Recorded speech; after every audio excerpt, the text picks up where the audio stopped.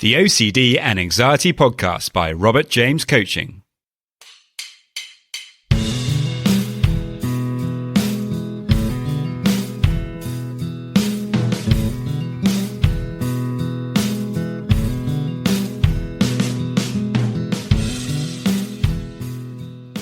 Hello and welcome to the OCD and Anxiety Podcast, where we explore how to have a more positive relationship with anxiety disorders, taking back control so that you can start living the life you choose and not the one chosen by your fears.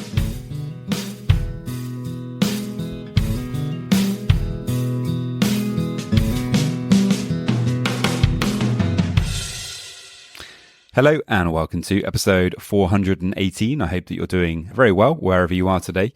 And if you are struggling with OCD or anxiety and you would like to get some support with that, well, you can by heading over to my website, robertjamescoaching.com. There you can book in for that free session, or if you prefer, you can send me a message and let me know about what you're struggling with. Today's podcast is really all about choice and OCD. We take a look at existentialism and something called reality therapy and how that relates to choice, which I think is a really important part of learning to deal with OCD. If you like this podcast and you would like to support it, it would be amazing if you could subscribe. Most people who listen are not actually subscribed. So, if you would like to do that, I would really, really appreciate it. So many thanks, guys. I really hope that you enjoy. And if you have any questions, do please let me know. Off we go. I'm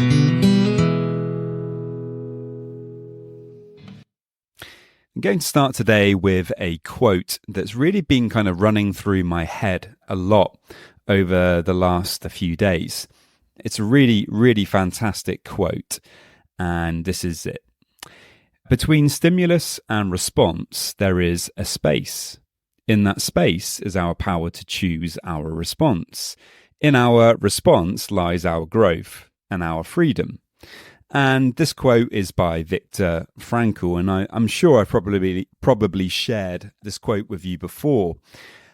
And it's such a great one that I wanted to kind of go over it again, because really when he's talking here about this idea of there being a space between the stimulus and the response, really, what he's referring to is he's recognizing, and this is true for OCD, that, when we have a stimulus, and that stimulus could be an intrusive thought, it could be a very uncomfortable feeling, it could be a certain situation that you really don't like, or a person.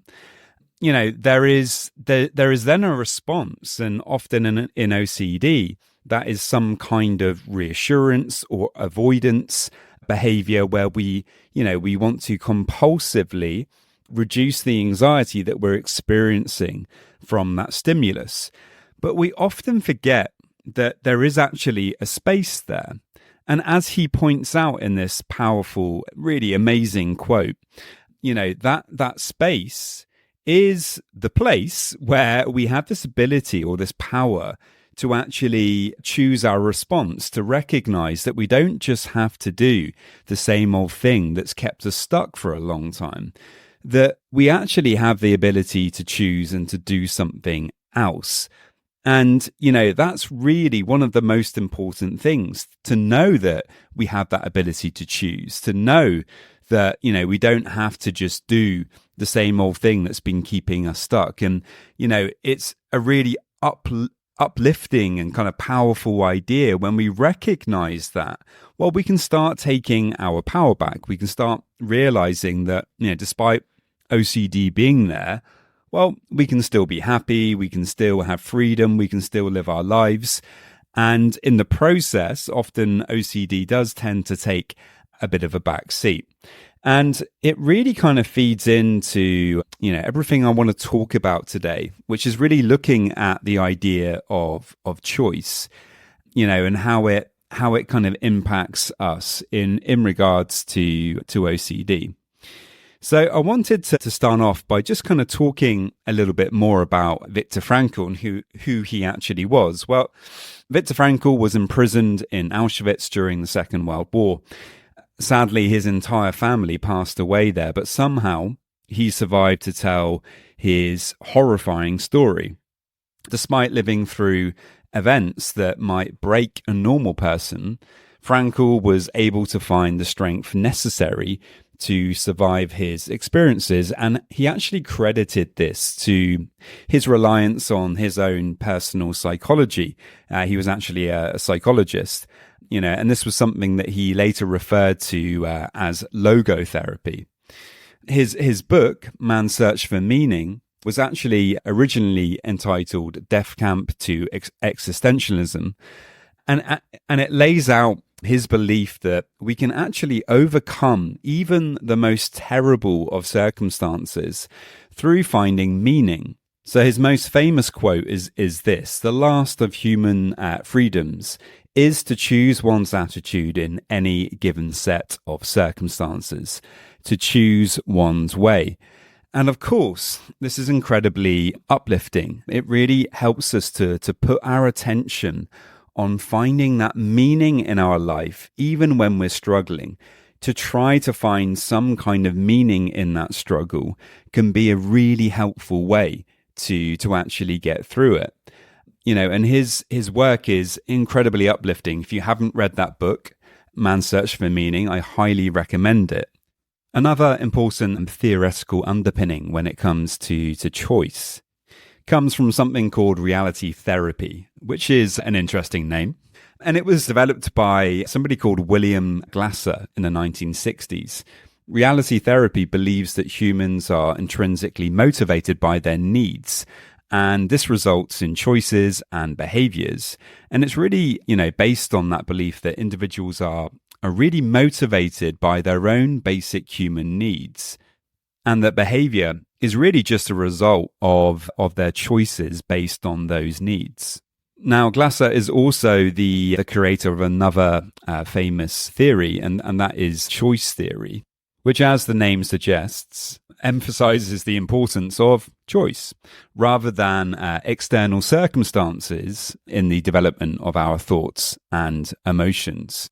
When we focus on choice in this way and we recognize the importance of it, it seems to help to create a kind of sense of personal responsibility. And reality therapy aims to instill this in people.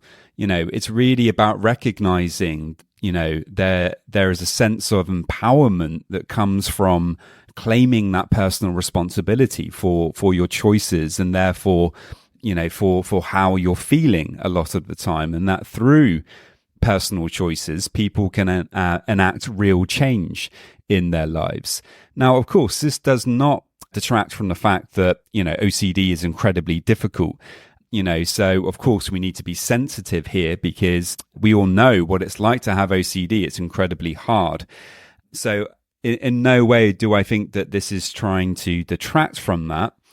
I think it's actually the opposite. I think it's more about trying to help people to recognize that although difficult emotional situations and disorders such as OCD can be incredibly difficult to live with, when we recognize that, that we have some influence over that through our choices, that, despite the challenge of it, we still have power.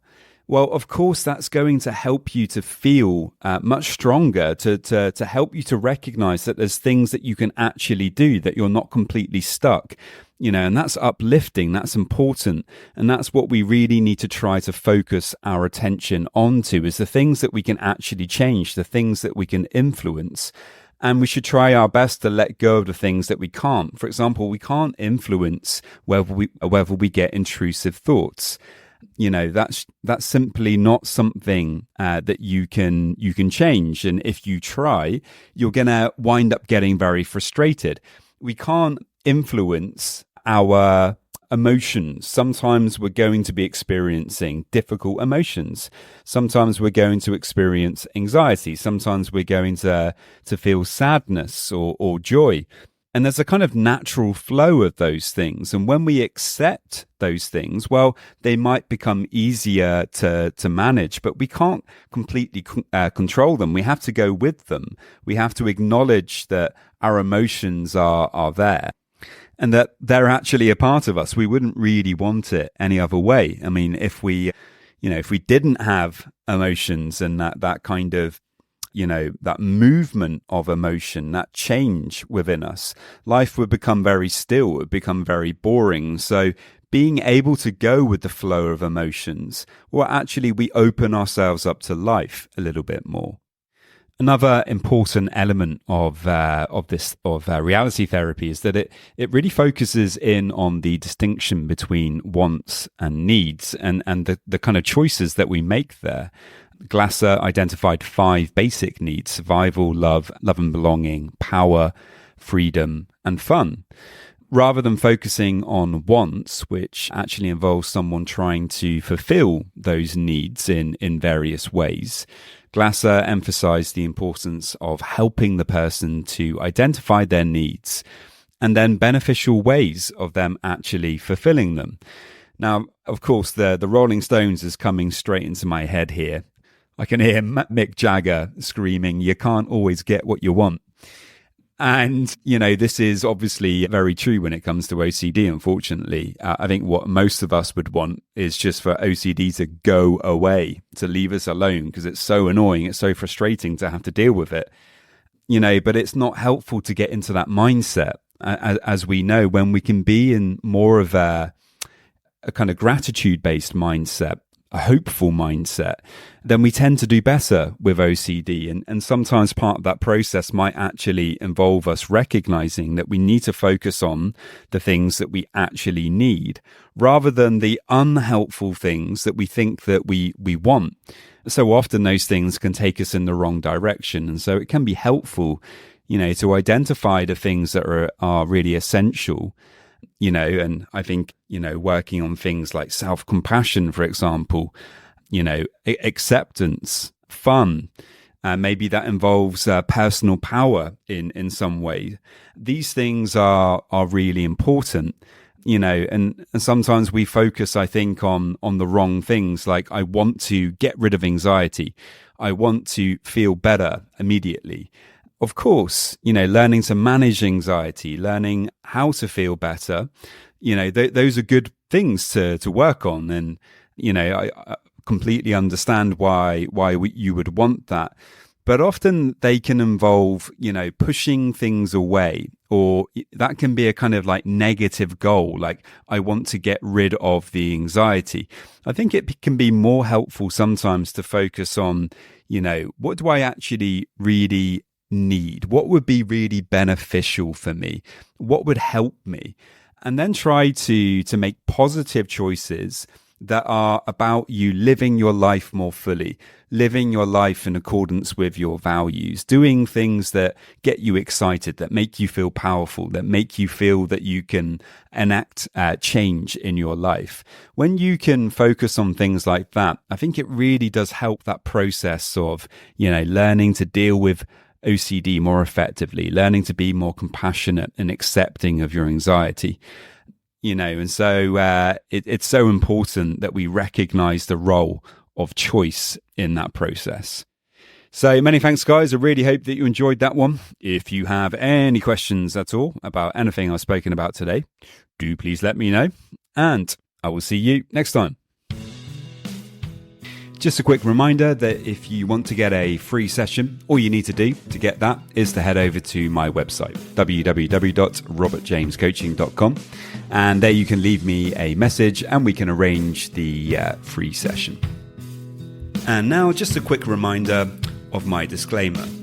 Any information that you view on my website, Instagram page, Facebook group, or anywhere else online, or any information that you listen to on the podcast is for informational purposes only and is not intended to be a substitute for actual medical or mental health advice from a doctor, psychologist, or any other medical or mental health professional.